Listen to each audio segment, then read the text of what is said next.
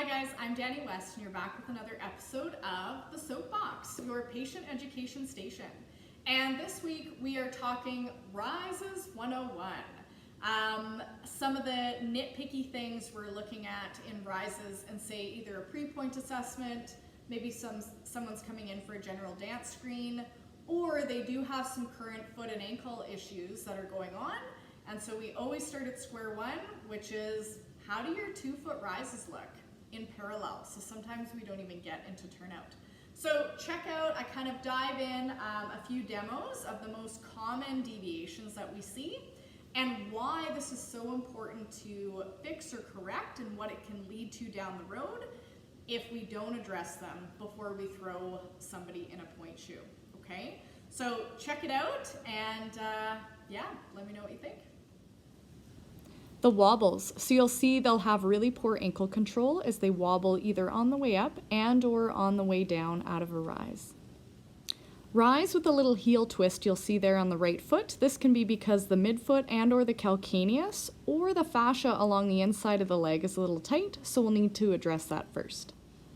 The toe scruncher. So you'll see like a lot of clawing in through the toes, the gripping. This causes a lot of tension in through the back of the ankle. The sickler, so you'll see either one, maybe both, they'll start to go into a sickle either during the rise or at the very top. We want to make sure that tracking is nice and straight.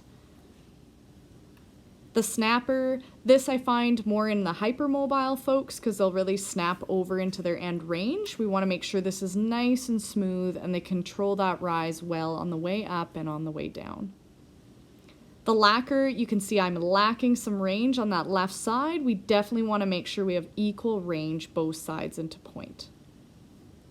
The rocker, so this is where they rock their weight back in their heels. You'll see the toes lift. Again, that'll cause some tension at the front of the ankle and just tells me their balance is poor. Tensing at the front of the ankle can be because we're not shifted right over our arch. We're rocking back in our heels and causing the gripping of the muscles at the front of the ankle. The roller, the pronator, this can be because of poor turnout control at the hip, poor ankle awareness. It can also cause some tendonitis in through the muscles on the inside of the ankle. Here's just a front version and turnout of how we might see one ankle lacking in range of motion, there on the left.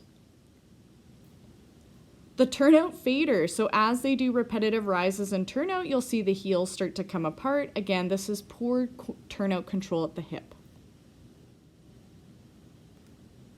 This is what pronating would look like in turnout. Again, poor turnout control at the hip would cause everything to kind of collapse in.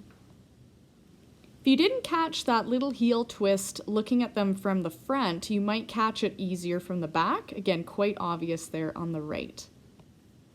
When we have them do repetitive rises, you'll see they'll start to lose the height of the rise, so the heels will start to lower. That's a sign the muscles are fatiguing. And you can sometimes see the bending of the knees slightly. That's another cheat to it's a sign they're fatiguing. Again, watching from the back can be helpful, especially picking up a sickle. You'll see it maybe on one or both feet, and we want to make sure that tracking is nice and straight. Hi guys, I hope those rise demonstrations were helpful. That's literally how detailed we have to get. And I'm going to give you now the who cares factor of, well, Danny, why do we really need to be that picky in rises? And I'll show you not even just for a point shoe, but even with your demi point work, what it can lead to. But first I'd like to talk structurally about some of the other things that we kind of look at just in general on the foot before the child or the dancer even starts to rise. So I'm looking for, toe length. Are they all the same length? I have one really big second toe, so that can be an issue because it's going to have to smush in my point shoe. So it just gives me an idea of what's their potential base of support. The ideal point foot has kind of like 2, even like 3 of these first toes similar length because that'll fit nicely in the box of the shoe. So the other thing too, more noticeable on my right foot, I have a nice honkin' bunion here from doing point work incorrectly when I was younger, and it's kind of know better, do better. So a lot of this stuff again is newer. So I know a lot of ballet teachers out there thinking, well, I didn't have a pre-pointe assessment when I was young and I turned out okay. I'm now realizing all the things that I could have done a bit better to prevent a lot of this stuff. So again, if we see a bunion, that just tells me we need to work on some big toe strengthening. There's a muscle that actually allows the big toe to kind of go out so that it's now in line with the foot instead of veering this way. If we go putting my foot now in a pointe shoe off on an angle, do you think that bunion's gonna get better or worse? Worse. And I might even start getting some irritation of this big toe joint. So again, easy thing is let's strengthen the big toe. Try to correct that bunion as much as we can. Please do not rely on jamming a toe spacer in there and thinking you're good to go. I actually don't allow toe spacers in the pointe shoe. It can splay some of these important ligaments that are in between the metatarsals. So again, Lisa's really big on no toe spacer. So again, if we don't need it in the shoe, let's keep it out of the shoe.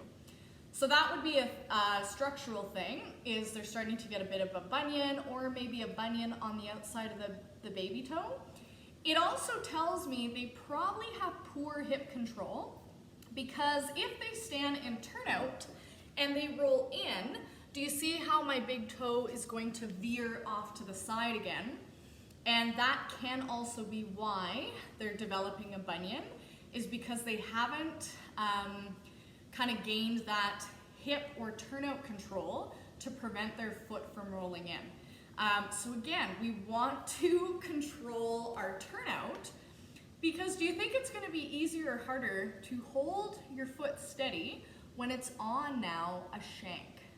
Much harder. So again, if they can't hold their turnout in first position, or they're rolling in and have poor foot placement, even in barefoot, it's just going to be accentuated as soon as they go to get in a pointe shoe. That's where we can start getting some tendonitis of some muscles in and along the ankle, because there's none of that control to help keep their foot stable on the floor. So again, we want to make sure that is cleaned up nicely before we go put it in a wobbly shank, okay? The other structural thing we're looking at is range of motion. So we want to make sure they have at least, this is my fancy physio ruler here called a goniometer, we want to make sure they have at least 180 degrees. I almost like to see it a little bit more or past 180, because that's just going to make it easier to get up on their box. If they lack the range of the ankle, they will be gripping to try to force their own ankle up on their box, so they'll be sitting at about here. And again, that is like prime time for a tendonitis to start, because again, any gripping at the back of the ankle, or they're probably gripping in through the toes, is just a recipe for disaster. So that's kind of step one. If they don't have the range of motion, or there's some structural deviations that we already notice in their feet, we're going to try to address that first. Other things that come to mind is something called a hammer toe, which is the toes kind of, it looks like bent like this. We don't want to go sticking that in a pointe shoe, and now we're weight bearing on it, okay? So that's kind of the who cares factor in terms of structural things. And as much as we want full range in a pointed foot, we also want full range in their plie. This is called dorsiflexion. So we know they're landing from a jump, coming out of a releve. There's equal range, both feet, to again act as our shock absorbers. So that's kind of key. We kind of categorize them. Are they like a floppy hypermobile foot? So those really bendy dancers that almost have like too much range? What that's going to do is they're going to want to snap up into rise and hang out on the ligaments in through the front of the ankle. What that can also do with repetition, if we're constantly jamming up there and leaning on the ligaments, is it can cause what's called posterior impingement. So some jamming of all the items back here, be it bones or there's lots of soft tissue, which again can lead to a tendonitis. The other thing is that it kind of shunts this bone here called the talus forward. And again, if we're constantly shunting it forward into point, it's going to start to restrict our dorsiflexion or our plie range. And again, that's not going to make for a very happy ankle. So we want to make sure if they're a hypermobile dancer, which you saw in some of the videos where they snap up top, and I don't even have bendy feet, but I was trying to demo it as best I could, they need to control their range at end range, okay? So I almost don't let them go to the very end and hang out, and they are going to be weaker there, but they need to control that in rises every freaking time, because again, if they can't control it in demi point work, it's going to be accentuated in point work, and they're going to be hanging out even more in through the front of that ankle. Not great, okay? If they're hypomobile, so one of those kids that just like super stiff, you can tell that they don't have full range, they're lacking it here, they just don't get that nice just past flat line. We're gonna need to work on that first, because again, if they can't get up fully on their box, they're gonna be causing some extra tension in through the ankle and gripping. And obviously, better base of support or balance if you can get right up on the box. We don't wanna live here. So range is super important, and again, we haven't even got into the quality of rises, but that is next on the menu. So if we look at the different types of rises we saw, we have like the wobbly wallies, okay? So they kind of like wobble as they go up and down. What's the who cares factor for the point shoe? Well, again, if they can't control it on a nice wide base of support in demi point, do you think it's going to be accentuated in a point shoe or not? Yeah, they're really gonna have poor control going up and down, and we don't really wanna be wobbling when we're up there in plantar flexion at end range. Again, that's just a rolled ankle waiting to happen. So it's just telling me they have poor or weak ankle control. And if we see it in demi point, again, we definitely want to clean that up before we stick it in something where we're on a smaller base of support and definitely require control at end range. Okay, we have the twisty torsion. So that's where you see kind of the heel peeking out at the top. The big deal about this is it causes some, again, it's just telling me that maybe there's some tension in through either the midfoot, so the bones of the foot here, and at the end range, their heel kind of twists at the top. These kids are going to complain that in that one point shoe, the shoe feels twisted on my foot. They'll blame the make of the shoe. Sometimes it is the shoe. But if you watch their rises in demi point and they're doing that twisty thing, spoiler alert, it's not the shoe, it's their foot in the shoe. We definitely want to clean that up. I had a student that actually has a chronic tendonitis, and we discovered she has that little heel whip. So we've been really working on retraining, because that's how she's learned to rise. To not let that heel whip around, doing some release work in and around the foot. But she almost needs new point shoes now, because again, she was put in point shoes without cleaning that up. So she got the tendonitis, we had to can point for a while, and her old shoe almost like purposely like pulls her now at end range into that twist because it's molded to her foot. So we really want to take any torsion out of the foot. We had our toe gripper. Okay, this is like a hard no. If you point your toes as scrunch toes, or you rise on demi point and you're gripping, we definitely need to get rid of that, because it is causing crazy amount of gripping in through the back of the ankle. These kids will come to us saying, "Miss, I have like Achilles pain." It's not technically Achilles in dancers. Sometimes it is, but usually It's the toe grippy muscles in through the back of the ankle that are being overworked because they never learned to gain the arch control or the strength of the ankle. Because again, if you're gripping the floor, your balance probably sucks. So that's just that strategy of gripping. They might have just done it since they were 7. You wouldn't catch it as a teacher because everyone wears shoes. So just an idea, maybe in your pre-point classes, you do bar work without shoes and see what the toes want to do. Because that, along with the structural restriction, is a definite hard no. We have to repattern that first. We do not want to be scrunched toes and then shove those clawed toes in a point shoe and now be weight bearing, okay? Bad news bears, so let's not do that.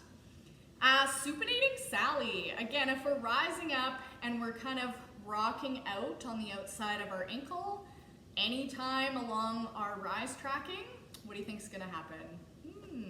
Recipe for an ankle roll, for sure. So we have to clean that up.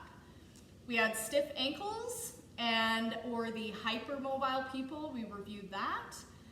We had the big toe lifter, okay? So they come down from their rise and they lift the big toes. What that ends up doing is, again, it's just telling me they don't have control over their torso. Their balance isn't that great. They're rocking back in their heels, and that's gonna cause a lot of tension in through the front of the ankle because the body kind of grips to stabilize the body. So we definitely don't wanna be gripping anything in through the front because again, that can lead to some tendonitis and cause some discomfort in through the front of the ankle. Just causes poor mechanics. We had our pronating Peter, okay? So the rolled in, and we chatted about this a little bit already. If you're rolling in, don't just say to the kids, lift the arches. It's probably due to poor hip control. If I utilize my turnout from my hip, watch what happens to my feet, because I am too a pronator. If I think about this, spiraling the thigh bones open, it's going to help lift the ankle without causing any tension through here. Same thing in turnout, rotating open, not lifting the arches and then gripping the ankle and the toes. If I'm pronating in barefoot, what do you think is gonna happen on a wobbly shank, okay? Definitely going to accentuate that roll in, and then when they come on point, they almost like fish the foot because they're used to pronating, so they'll lean a little bit more on the big toe part of the shoe, or they'll roll in. That's gonna cause a bunion, and again, extra gripping and tension in through the front of the ankle, which can lead to tendonitis. Now, if these kids are too young, if they're super young, and again, they haven't been through the strengthening or the pre-point program, maybe their growth plates aren't fully developed, if they don't have the control and they're slamming on the foot over and over, you put yourself at risk for a stress fracture. Again, the bones are going to take the brunt of the force if you don't have a lot of control or muscle strength to control those joints through extreme range of motion in a point shoe. Okay, so that was just a little bit of Rises 101 on 2 feet. We have not even got to 1 foot things. We have not even got to plie 101 or tendu 101. But we're gonna walk you through each week some of the nitty gritties I think we need to dive a little deeper into and maybe work a little smarter, not harder, if you are running a pre-point class, because this is all easy stuff that either you as a teacher can pick out or the kids can start picking out on themselves, and everyone's got stuff. But that is one of the things we look at day 1 in a pre-point assessment. And if they don't have those foundations, again, just in 2 foot rises, we're not even into like core and turnout control. That needs to be addressed first. Okay, so I hope that was helpful. Tune in next week. We're gonna look at plie 101 and again how that affects work in a point shoe. Thanks, guys.